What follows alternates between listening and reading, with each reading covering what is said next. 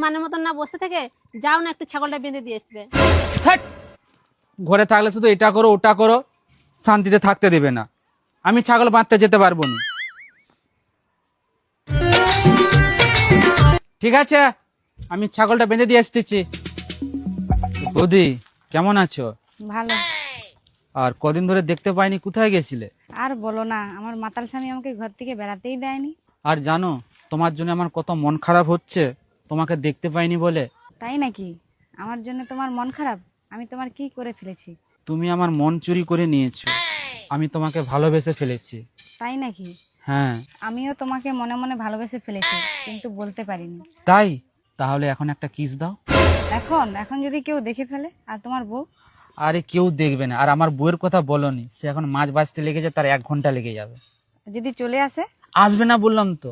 আচ্ছা না, ছেগলগুলোকে ছেড়ে দিলে তো? ঠিক আছে দাও। প্রেম করে আসছে, প্রেম শালা। আরাম যেন প্রেম করতে প্রেম ওই করে ছাগল মারতে আসছে না। তুমি যেটা ভাবছো সেটা কি?